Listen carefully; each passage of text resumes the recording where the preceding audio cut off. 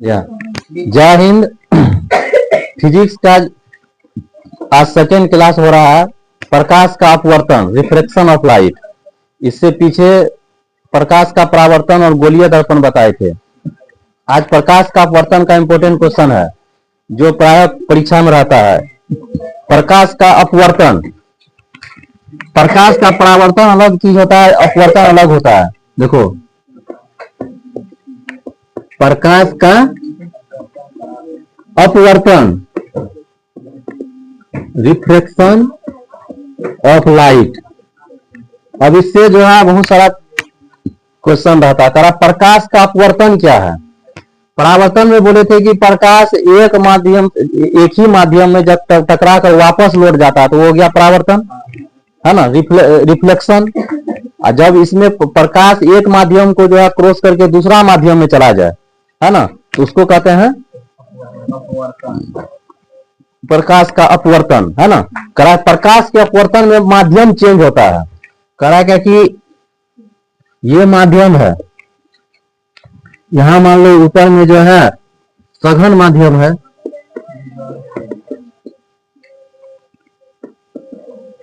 नीचे में मान लो विरल माध्यम है, यानी यहां मान लो पानी है, यहां मान लो हवा है ना। पहले प्रकाश के अपवर्तन का परिभाषा समझते हैं। करा क्या कि जब प्रकाश की किरण एक माध्यम से दूसरे माध्यम में जाती है तो उसके मार्ग में परिवर्तन होता है ना। मार्ग में क्या परिवर्तन होगा? या तो वह अभिलंब की ओर झुकेगा या अभिलंब से दूर भागेगा, है ना। प्रकाश के मार्ग में होने वाले इस परिवर्तन को कहा जाता है प्रकाश का अपवर्तन, है ना। एक माध्यम से दूसरे माध्यम में जाती है तो प्रकाश के मार्ग में परिवर्तन होता है। प्रकाश के मार्ग में होने वाले इसी परिवर्तन को कहा जाता है अपवर्तन।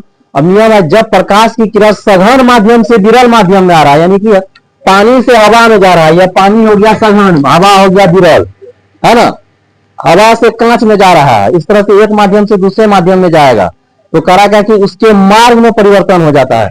जब यह सघन माध्यम से विरल माध्यम में आता है तो अभिलंब से दूर भागता है ना। और जब विरल से सघन में जाता है तो अभिलंब की ओर मुड़ जाता है। यही घटना जो प्रकाश में होता है इसको कहा जाता है प्रकाश का अपवर्तन। अब कहा क्या कि ये एक प्रकाश की किरण है, यहां आपतित हुई है, इसको जाना चाहिए था ऐसे, ऐसे जाना चाहिए, लेकिन यह क्या होता है, इस तरह से ऐसे मुड़ जाता है यह, है ना।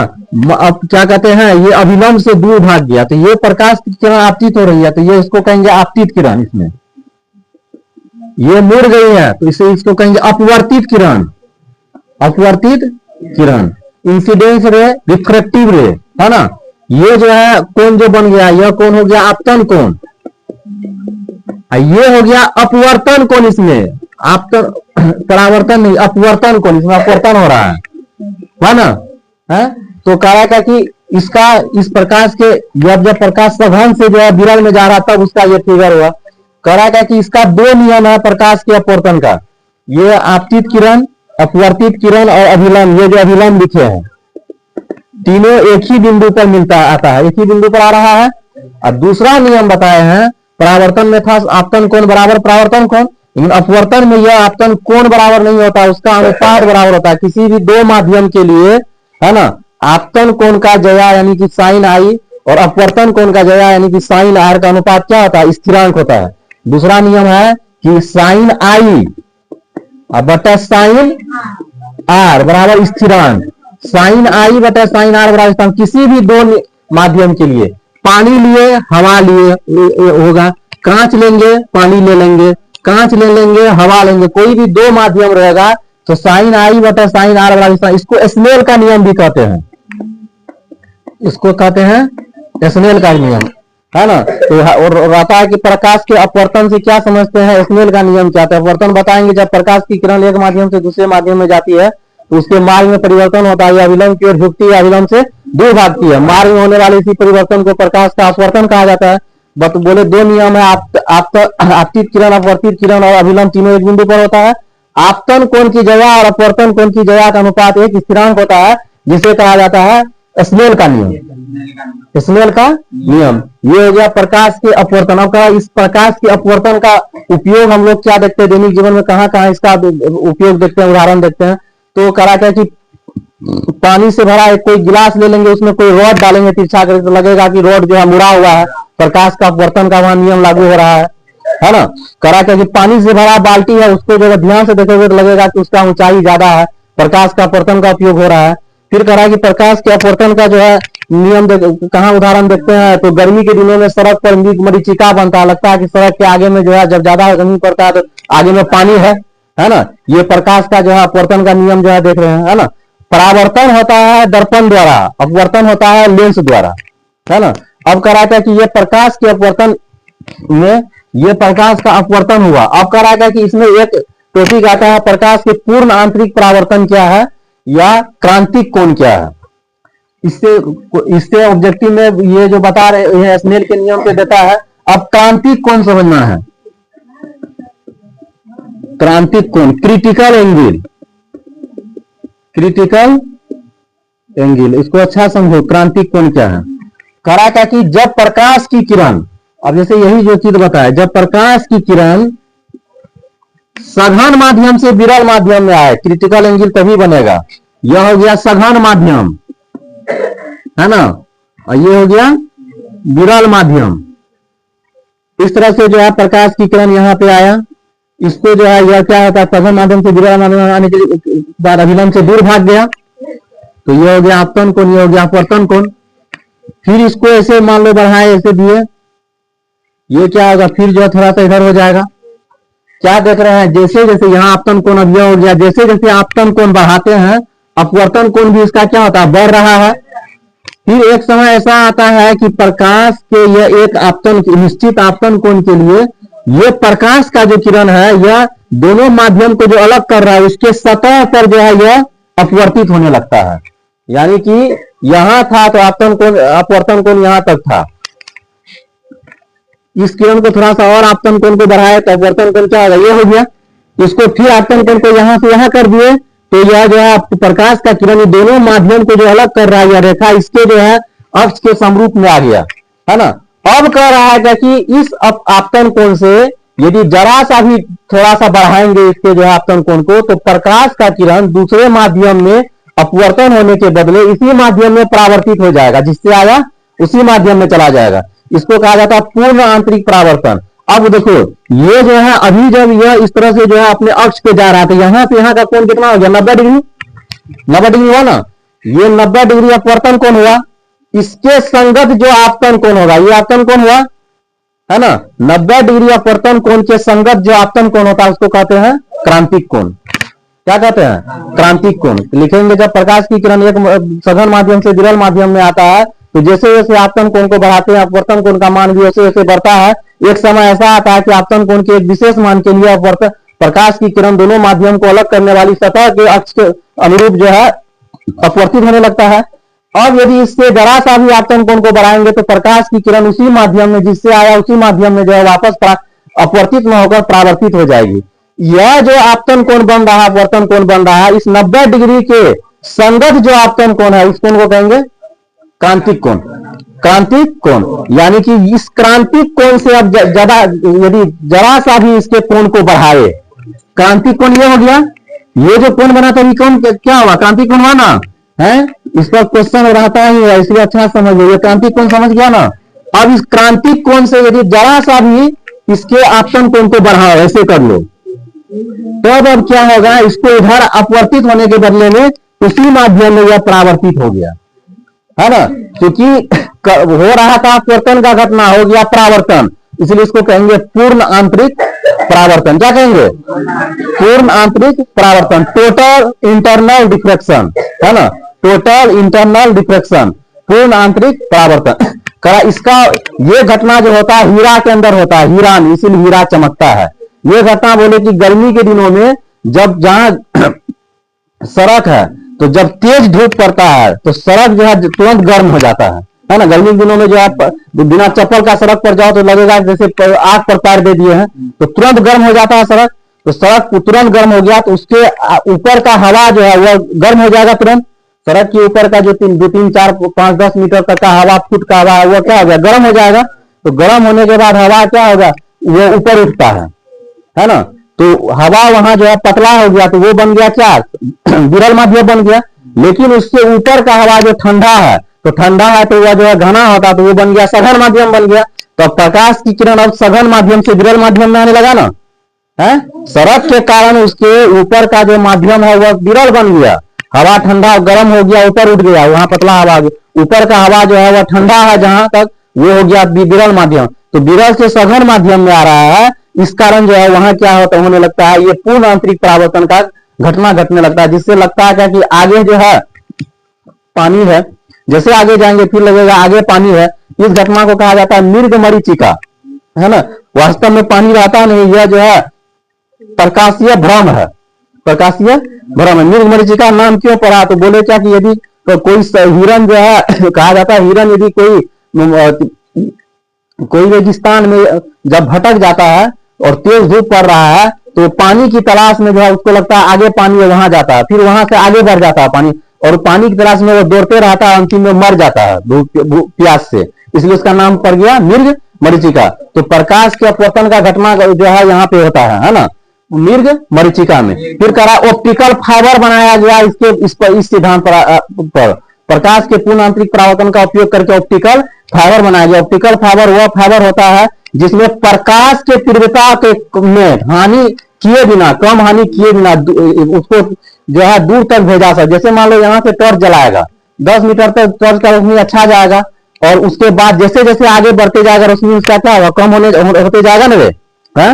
लेकिन हम यदि चाहे कि यहाँ टॉर्च जलाए, ये रोशनी जो है 15 मीटर तक या 20 मीटर तक या 25 मीटर तक, जितना यहाँ पे है उतने वहां भी रहे, है ना। तो उसके लिए विशेष कोई यंत्र होना चाहिए, क्योंकि आगे जैसे जैसे बढ़ेगा उसका तीव्रता घटेगा, है ना। तो प्रकाश की तीव्रता में बिना हानि किए प्रकाश को एक जगह से दूसरे जगह ले जाने के लिए जो है यंत्र बने, इसको कहा जाता है ऑप्टिकल फाइबर। उसके अंदर यही पूर्ण आंतरिक परावर्तन की घटना होती है। इसका उपयोग जो है मेडिकल क्षेत्र में किया जाता है। पेट के बीमारी का पता लगाने के लिए पेट का अल्ट्रासाउंड कर लिया और सब पूरा उपाय कर लिया, लेकिन पता नहीं चल रहा क्या बीमारी है, तो डॉक्टर लिख देता है इंडोस्कोपी कराइए, है ना। इंडोस्कोपी में एक नली होता है, जो नली को मुंह के द्वारा भेजा जाता है ना, पेट में भेजा जाता है। नली होता है मुंह के द्वारा, उसमें दवाई लगा दिया जाता है, मुंह के द्वारा जो है घुसाया जाता है, उसके मुंह पे लेंस लगा रहता है, और बाहर में जो है इस छोर पे लगा रहता है, वही टॉर्च लगा रहता है ना, और उससे प्रकाश छोड़ता है। तो प्रकाश जो है उसमें ऑप्टिकल फाइबर है, जितना बाहर निकल रहा है उतना ही प्रकाश अंदर भी जाएगा। तो प्रकाश की तीव्रता में हानि नहीं होता है, तो पेट में पूरा का पूरा प्रकाश जाता है, और फिर उससे लेंस लगा रहता है, जिससे पेट के अंदर का सारा चित्र जो है कंप्यूटर पर आते रहता है, समझा। तो वहां भी जो है यह पूर्ण आंतरिक परावर्तन का जो है प्रक्रिया आता है, समझ गया। ये हो गया पूर्ण आंतरिक, समझा। तो इसमें पूछ देता है पूर्ण आंतरिक परावर्तन के लिए क्या शर्त है, तो प्रकाश सघन माध्यम से विरल माध्यम में आना चाहिए। और दूसरा शर्त है कि पूर्ण आंतरिक परावर्तन तभी होगा जब आपतन कोण क्रांतिक कोण से ज्यादा बन जाएगा। आपतन कोण क्या हो जाएगा, क्रांतिक कोण से ज्यादा बन जाएगा, तब हो जाएगा पूर्ण आंतरिक परावर्तन, समझ गया। दूसरा ये महत्वपूर्ण यह टॉपिक था इससे। अब अगला बताते हैं, करा क्या कि अगला टॉपिक है अपवर्तनांक क्या है, अपवर्तनांक, है ना। अपवर्तनांक, अब इससे भी सवाल आता है बहुत सारा। अपवर्तनांक क्या है, किसी माध्यम का अपवर्तनांक क्या है, तो बोले कि शून्य में प्रकाश की चाल, शून्य मतलब हुआ निर्वात, है ना। निर्वात में प्रकाश की, प्रकाश जो है निर्वात में भी चल सकता है जहां कुछ भी माध्यम नहीं है ना।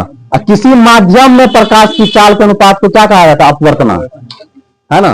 कहा कि शून्य में प्रकाश की चाल, अब उसके अनुपात में कोई माध्यम ले लेंगे, जैसे हवा में प्रकाश चाल ले लेंगे, है ना, या कांच में ले लेंगे, या पानी में ले लेंगे, उसके अनुपात को क्या कहा जाता है, अपवर्तनांक, समझा। अपवर्तनांक, तो अपवर्तनांक का जो है यह परिभाषा हो गया।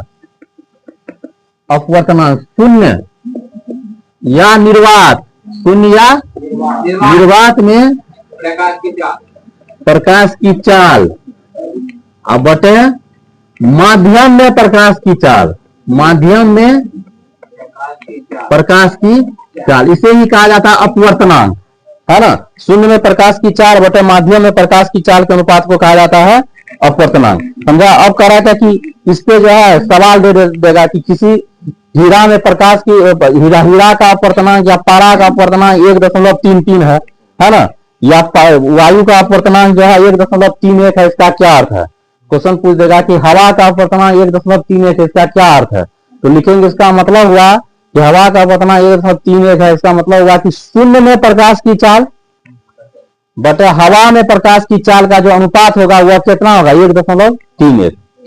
नहीं रे, है किसी माध्यम दे देगा, कोई माध्यम दे देगा, कहेगा पानी का जो अपवर्तनांक 1.48 है, इसका क्या अर्थ है? इसका मतलब हुआ शून्य में प्रकाश की चाल अब बटे पानी में प्रकाश की चाल का अनुपात कितना होगा? 1.48, है ना। तो ये हो गया अपवर्तनांक, है ना। किसी माध्यम का अपवर्तनांक किसी प्रकार से निकाला जाता है। सभी माध्यम में प्रकाश अलग अलग गति से जो है आगे बढ़ता है, अलग अलग चाल होता है, समझा। उसी के अनुपात जो आता है उसको कहा जाता है माध्यम किसी माध्यम का अपवर्तनांक। समझ में आ गया? अब इसमें जो है इस चैप्टर में जो है अब उसमें बोले थे गोलीय दर्पण, इसमें गोलीय लेंस पढ़ना है।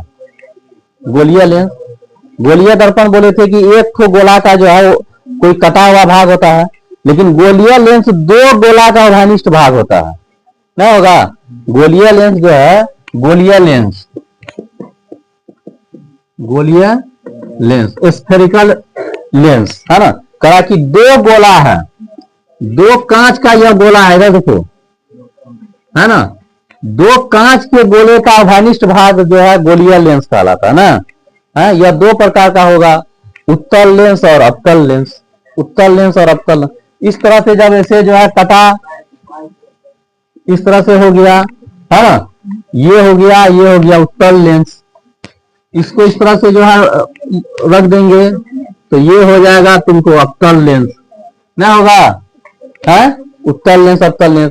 इसमें जो है इस लेंस का जो बीच का जो बिंदु है इसको कहा जाता है प्रकाश का केंद्र। अपन में ध्रुव कहते हैं, इसमें कहेंगे प्रकाश का केंद्र, नहीं कहेंगे। कहा था कि लेंस के मुख्य अक्ष के समांतर, ये मुख्य अक्ष हुआ, मुख्य अक्ष के समांतर कोई किरण जाता है, दर्पण लेंस से अपवर्तन के बाद मुख्य अक्ष को जिस बिंदु पर काटता है उसको फोकस कहते हैं, है ना। तो इधर हो गया फोकस, F1 हो गया फोकस, है। इधर से भी ले जाएंगे तो यह जो है अपवर्तन के बाद यही आपसे गुजरेगा, तो यह हो गया फोकस। तो लेंस में जो है दो वक्रता के दो फोकस होगा, एक फोकस इधर भी होगा, क्योंकि दोनों तरफ से जो है इसको जो है ना, F1 F2 दे तो दोनों तरफ से इसको गुजार सकते हैं। कहा क्या कि लेंस में दो वक्रता केंद्र क्यों होता है? तो जो दो गोला का भाग है, एक दो गोला है, तो एक तो गोला का इधर केंद्र होगा, एक तो गोला का इधर केंद्र होगा, दो ठो केंद्र हो गया ना रे, है, दो ठो केंद्र हो गया, इसलिए दो ठो वक्रता केंद्र हो जाएगा इसका, है ना। और दो वक्रता त्रिज्या भी हो जाएगा। एक तो गोला का केंद्र मान लो इधर हो गया, है ना, एक तो गोला का केंद्र इधर हो गया, तो दो ठो गोला का हो गया ना, तो दो केंद्र हो जाएगा ना, है। इसलिए लेंस में दो वक्रता केंद्र और दो फोकस होता है, क्योंकि दो गोला का केंद्र है तो दो वक्रता केंद्र हो गया। अब दोनों ओर से जो है किरण को ले जा सकते हैं, इधर से भी ले जा सकते हैं, समझा। इसलिए दो फोकस हो गया, समझा कि ना समझा, है। उसी तरह से यह जो है क्या कहते हैं, ये अब उत्तल लेंस हुआ और ये हो जाता है अवतल लेंस। इसमें इस तरह से प्रकाश की किरण ऐसे गया, ये जो है अपवर्तित हो गया, इसको पीछे से काल्पनिक रूप से ऐसे बढ़ाते हैं पीछे, तो यहाँ यह आके कट गया, है ना। ये यहाँ का जो है वक्रता केंद्र हो गया, समझा, है। तो कह रहा था कि अब इन दोनों लेंस में अंतर समझना है बारीकी से, जिस पर जो है बहुत सारा ऑब्जेक्टिव रहता है ना। लेंस इधर लिखाए हैं और इसमें इसी में जो है इस तरह से यह दर्पण भी बना लो, तो इसका अंतर समझने में जो बहुत अच्छा लगेगा रहेगा। यह ध्रुव हो गया, है ना, P हो गया, ये जो है F हो गया, यह C हो गया, ये उत्तल लेंस हुआ, है ना, उत्तल लेंस। उत्तल लेंस और ये अवतल दर्पण, प्राय इसका गुण एक समान होता है। ये अवतल लेंस हुआ, है ना, अवतल लेंस उत्तल दर्पण, ये उत्तल दर्पण हो गया, प्राय दोनों का गुण एक समान रहता है। अब देखो इसमें डिफरेंस क्या आ रहा है, बोलेंगे उत्तल लेंस, है ना, उत्तल लेंस का बीच का भाग मोटा होता है, कोना पे पतला होता है। अवतल लेंस का बीच का भाग पतला होता है, कोना पे मोटा होता है, नहीं हुआ ना रे। लिखेंगे कि उत्तल लेंस में उल्टा सीधा दोनों प्रतिबिंब बनेगा, ऊपर भी बनेगा नीचे भी बनेगा। उसी तरह से अवतल दर्पण में भी उल्टा सीधा दोनों प्रतिबिंब बनेगा, बनता था ना, बताया ना। ये अवतल लेंस, इसमें हमेशा सीधा प्रतिबिंब बनेगा, उल्टा कभी नहीं बनेगा। इसी तरह से जो है उत्तल दर्पण में हमेशा सीधा प्रतिबिंब बनेगा, इसके गुण के समान ये गुण हो गया। फिर बोलेंगे कि यह उत्तल लेंस, इसमें वास्तविक काल्पनिक दोनों प्रतिबिंब बनेगा। उसी तरह से यह अवतल दर्पण, इसमें वास्तविक काल्पनिक दोनों प्रतिबिंब बनेगा, है ना। अब यह अवतल लेंस, इसमें सिर्फ काल्पनिक प्रतिबिंब बनता है, तो उसी तरह से उत्तल दर्पण, इसमें सिर्फ काल्पनिक प्रतिबिंब बनता है ना, वास्तविक नहीं बनता है ना। फिर बोले कि ये जो उत्तल लेंस हुआ इसको कहा जाता है अभिसारी लेंस। अभिसारी लेंस तो अवतल दर्पण को कहा जाता है अभिसारी दर्पण ना। अवतल लेंस इसको अपसारी लेंस है, तो उसी तरह से उत्तल दर्पण को कहेंगे अपसारी दर्पण न रे। बोले थे कि यह क्या कहते हैं उत्तल लेंस है, इसमें वस्तु का प्रतिबिंब जो है वस्तु से बड़ा भी बनेगा, छोटा भी बनेगा और बराबर भी बनेगा, है ना। इसमें जो है उसी तरह से यह अवतल दर्पण, इसमें वस्तु का प्रतिबिंब वस्तु से बड़ा भी बनेगा, छोटा भी बन सकता है और बराबर भी बन सकता है। लेकिन यह अवतल लेंस, इसमें प्रतिबिंब वस्तु से हमेशा छोटा बनेगा, है ना। ये उत्तल दर्पण, इसमें प्रतिबिंब हमेशा वस्तु से क्या होगा, छोटा बनेगा, समझा। इस तरह से डिफरेंस करके याद करना है, बहुत थोड़ा थोड़ा सा अंतर होता है। याद रखना है कि अवतल दर्पण के समान व्यवहार करता है उत्तल लेंस, है, उत्तल दर्पण के समान अवतल लेंस उल्टा है न रे, समझा। और ये हो गया इसका जो है लेंस। कराते हैं लेंस का उपयोग कहाँ होता है, तो चश्मा में हम लोग लेंस को लगाते हैं, है ना। चश्मा में जो लगा रहता है लेंस होता है, दूरबीन में लगा रहता है लेंस न रे। हमारे आंख में जो है यह क्या है, लेंस है ना। आंख में भी जो है लेंस रहता है ना, है। कैमरा जो है उसमें क्या रहता है, लेंस रहता है। कैमरा सब में क्या होता है, लेंस रहता है। तो ये उत्तल लेंस और अवतल लेंस का जो है पूरा सूक्ष्म अंतर बताए क्या होता है कि यह जो है गोलीय लेंस हुआ कांच के दो खोखले गोले का उभयनिष्ठ भाग होता है। समझ में आया, कांच के दो खोखले गोले का उभयनिष्ठ भाग होता है। और इसमें जो भी इस तरह से इसको सेट कर दिया जाता है तो उत्तल हो गया, यह सेट कर दिया जाता है तो यह हो गया अवतल। ये बेसिक फिजिक्स का बता रहे हैं, जो 10+2 का भी जो है बेसिक पहला 1-2 चैप्टर इसी ढंग से है, उसके बाद 10+2 का एक्स्ट्रा अलग टाइप का है। और लेंस की क्षमता समझना है कि लेंस की क्षमता से इससे दूसरा क्वेश्चन आता है, लेंस की क्षमता, है ना। लेंस की क्षमता, पावर ऑफ लेंस, लेंस की क्षमता, कि लेंस की क्षमता क्या है ना। करा क्या कि किसी लेंस के फोकस दूरी के व्युत्पन्न को क्या कहा जाता है, लेंस का क्षमता, है ना। लेंस के फोकस दूरी के व्युत्पन्न को कहा जाता है लेंस का क्षमता। इसको P से सूचित किया जाता है ना। लेंस की क्षमता, लेंस की क्षमता बराबर 1/फोकस दूरी, 1/फोकस दूरी। P बराबर 1/f, P बराबर 1/f। लेंस की क्षमता का मात्रक होता है डायोप्टर, है ना। और डायोप्टर लेंस की क्षमता निकालने के लिए फोकस दूरी को हमेशा ना मापा जाता है मीटर में, है ना। फोकस दूरी को मापा जाता है मीटर में, और जब मीटर में मापा जाता है तो लेंस की क्षमता निकलता है किसमें, डायोप्टर में, समझा। लेंस की क्षमता कहा कि जो प्रकाशीय यंत्र है जैसे दूरबीन है ना। दूरबीन को में जो है यदि 2 से अधिक लेंस लगा हुआ है ताकि जो है प्रतिबिंब स्पष्ट और बड़ा बने, तो दोनों लेंस के जो है क्षमता को क्या किया जाता है, जोड़ दिया जाता है ना। 2 लेंस है, दोनों लेंस के क्षमता को जो है जोड़ देंगे, है ना। तो वह या 2 लेंस 3 लेंस लगा हुआ है यदि किसी दूरबीन में, और दोनों लेंस की क्षमता के बराबर यदि एक ही लेंस लगा देंगे, उस लेंस को उन दोनों लेंस का कहेंगे समतुल्य लेंस, समतुल्य लेंस, इक्विवेलेंट लेंस, है ना। यदि बताया क्या कि मान लो कि दूरबीन में 2 लेंस लगा हुआ है, क्षमता एक का P1 दूसरे का क्षमता P2। अब यदि उसमें दोनों के बदला में एक ऐसा लेंस लगा दे जिसका क्षमता इन दोनों के क्षमता के बराबर हो, तो उस लेंस को क्या कहेंगे, समतुल्य लेंस, है ना। उस लेंस को कहेंगे समतुल्य, इक्विवेलेंस लेंस, है ना। अब कहा कि इसमें कुछ विशेष स्थिति पूछता है कि लेंस के सामने अलग अलग जगह पे वस्तु रखेंगे तो प्रतिबिंब कहाँ बनेगा, है ना। ये विशेष स्थिति पूछता है, कभी कभी 2 नंबर में पूछता है, ऑब्जेक्टिव में पूछता है ये बहुत सारा, कि प्रतिबिंब कहाँ बनेगा जब लेंस के सामने में स्थिति जो है अलग अलग जगह पे वस्तु रखेंगे। अब जैसे पहला है क्या कि यदि वस्तु लेंस और लेंस के फोकस दूरी पर हो, तब कह रहा था कि इसका प्रतिबिंब कहाँ बनेगा। यदि वस्तु कह रहा है कि लेंस के कहाँ हो, फोकस दूरी पर हो, है ना। ये जो है ऑब्जेक्टिव में रहता है और 2 नंबर में भी पूछता है, तब कहा कि प्रतिबिंब कहाँ बनेगा। कहा क्या कि ये उत्तल लेंस हुआ, यहां समझो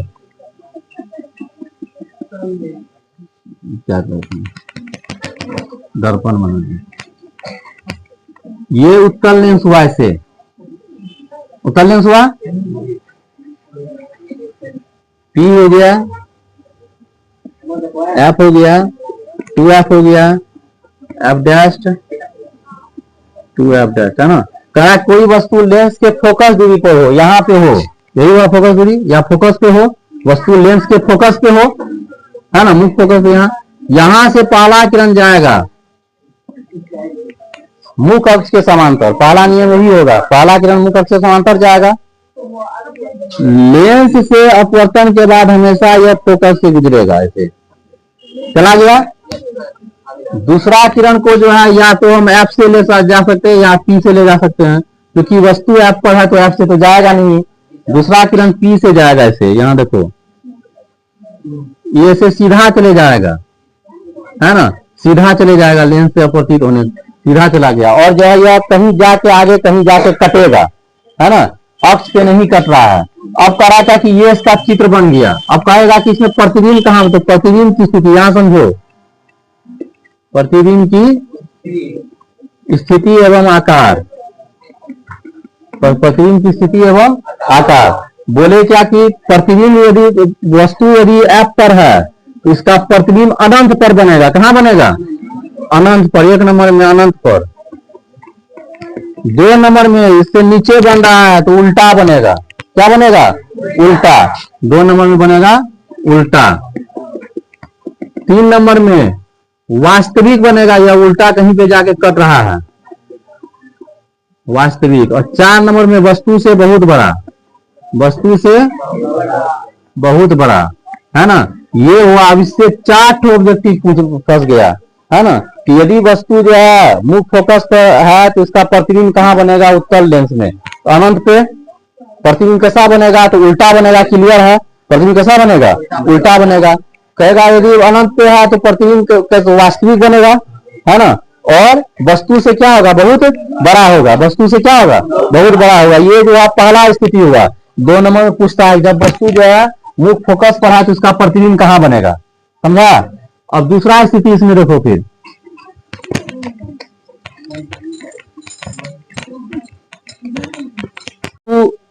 फोकस तथा वक्रता केंद्र के बीच हो, है ना, दूसरा कंडीशन है, जब वस्तु फोकस और वक्रता केंद्र के बीच हो तब प्रतिबिंब कहां बनेगा। बोले कि ऑब्जेक्टिव में पूछता है ना, 2 नंबर में सब्जेक्टिव में भी पूछता है, ध्यान से इसको समझते चलो। जब वस्तु करा के कि यह फिर उत्तल लेंस हुआ, है ना, बहुत ही आसान है।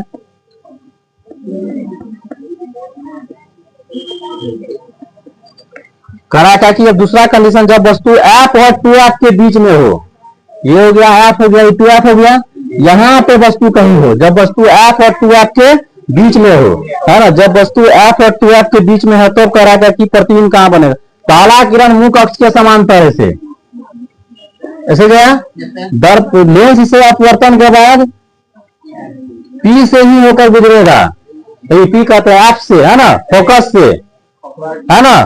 दूसरा किरण को जो है, अब दूसरा किरण को तुम एफ से भी ले जा सकता है या पी से भी ले जा सकते हैं, है ना, दूसरा किरण को जो है कहीं से भी ले जा सकते हैं, दोनों में से, है ना। ये हो गया, ये यहां कट गया,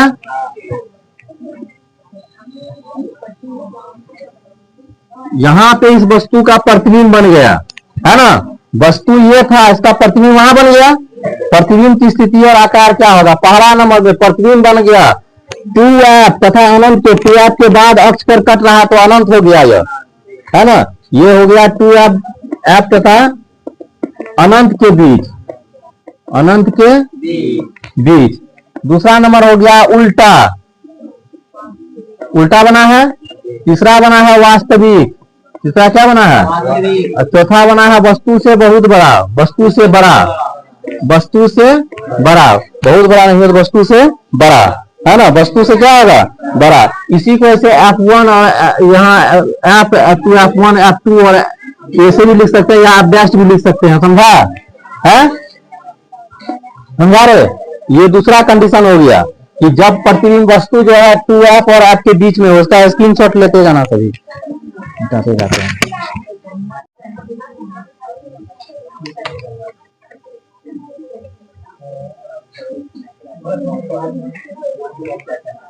और तीसरा कंडीशन है, देखो तीसरा कंडीशन है अवतल लेंस हुआ। तीसरा कंडीशन बताया कि जब वस्तु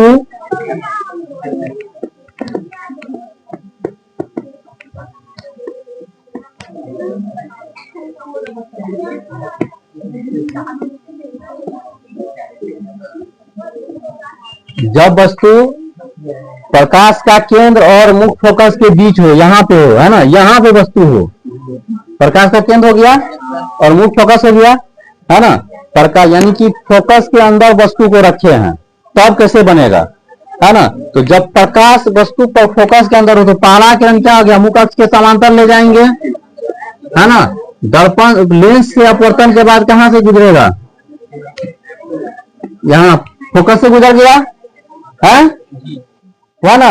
दूसरा किरण को यहां से P से ले जाएंगे,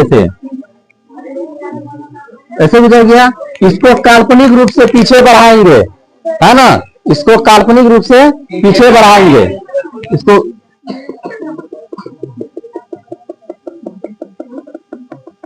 इसको काल्पनिक रूप से पीछे बढ़ाएंगे, ऐसे कि कल्पना किए कि यदि यह पीछे बढ़ा तो कहां कटेगा, यहाँ